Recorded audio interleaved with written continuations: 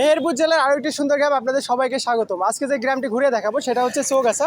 আর বর্তমানে আমরা যেখানে অবস্থান করছি এটা হচ্ছে চৌগাছার বাজার আর কি। আপনি কেমন আছেন? ভালোই আছে। আপনার বাসা তো চৌগাছায়?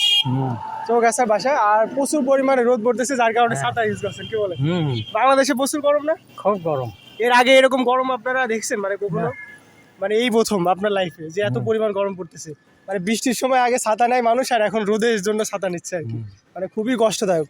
তো চলেন আজকে আমি আপনাদেরকে এই চৌগাছা গ্রামটা ঘুরিয়ে দেখাই। আচ্ছা, এখন বর্তমানে আমরা যেখানে অবস্থান করছি এটা হচ্ছে চৌগাছা সরকারি প্রাথমিক বিদ্যালয়।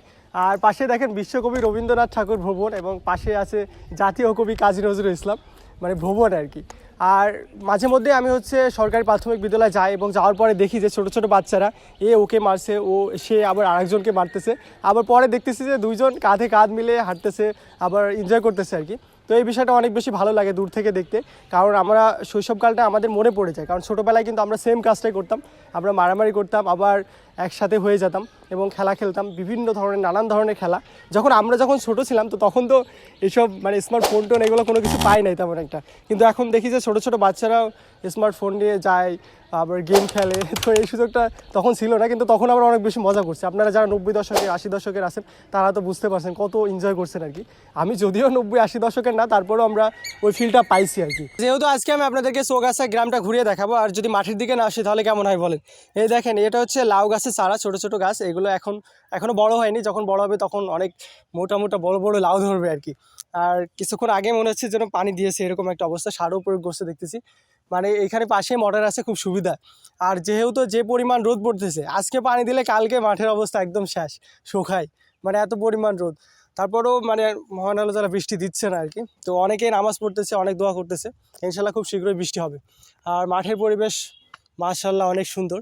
আর যদি রোদটা একটু কম হতো তাহলে মাঠটা আরও বেশি ঘুরিয়ে দেখাতে পারতাম, কিন্তু যেহেতু রোদ প্রচুর পরিমাণে, মাঠে দাঁড়ানোই অনেক বেশি কষ্ট। আচ্ছা, চৌগাছা যখন আমরা কেন্দ্রীয় ঈদগাহ ময়দানের ভিতরে প্রবেশ করলাম তখন কিন্তু দেখলাম যে বেশ কয়টা এরকম ল্যাম্প লাইট আর কি।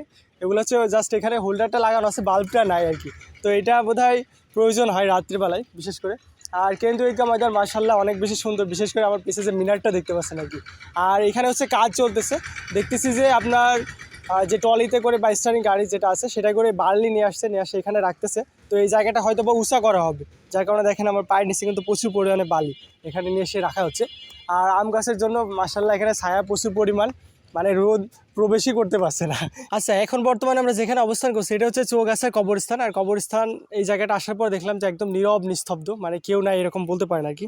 আর যে পরিমাণ রোদ পড়তেছে, মাটির উপরে দাঁড়িয়ে থাকা অনেক বেশি কষ্ট।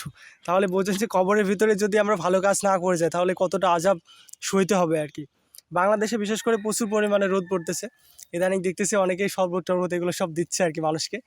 তো প্রচুর পরিমাণে যেহেতু রোদ, অনেকে অনেক পরিশ্রম করতেছে মাঠে। যেহেতু আমি যাই মাঠের দিকে, দেখার পরে দেখি যে মানে ঘাম নিচে পড়তেই থাকে সব সময়, যেহেতু প্রচুর পরিমাণে রোদ পড়তেছে। তাই আমরা সব সময় চাইবো যে ভালো কাজ করতে, না হলে দুনিয়ার উপরে যে আযাব আমরা ভোগ করতেছি, যদি আমরা খারাপ কাজ করে যাই কবরের মধ্যে তাহলে কি আযাব হতে পারে বোঝেন, জাস্ট একটু চিন্তা করেন। তো আমরা চাইবো যে সবসময় ভালো কাজ করার জন্য।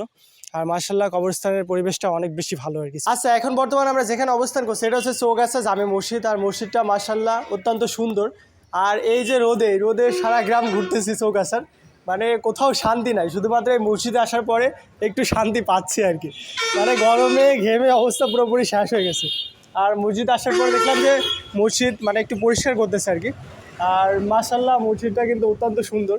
মসজিদ আসলে একটা শান্তির জায়গা, এটা মানতে হবে আপনাদেরকে। সেটা হচ্ছে চৌগাছা দারুল হেফজ মাদ্রাসা। আর মাদ্রাসা মাশাআল্লাহ অত্যন্ত সুন্দর। আর এটা হচ্ছে দুইটা আলাদা আলাদা জায়গা আছে আর কি, সেকশন, যেখানে এতিম বাচ্চারা যারা আছে তারা ওইখানে থাকে। আর এটা হচ্ছে তাদেরই জন্য একটা মাদ্রাসা। আর মাদ্রাসার পরিবেশ মাশাআল্লাহ অত্যন্ত সুন্দর।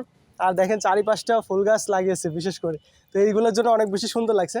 আর এখানে একটা আলাদা জায়গা করছে যেখানে অনেকগুলো কাঠের খড়ি আছে আর কি, যেগুলো খুবই প্রয়োজন রান্না বান্না কাজ করার জন্য আর কি, রান্নার কাজ করে বিশেষ করে। এখানে বাচ্চারা অনেক সুন্দরভাবে গোসল করতে পারছে এই শুধুমাত্র এখানে একটা মোটর থাকার কারণে।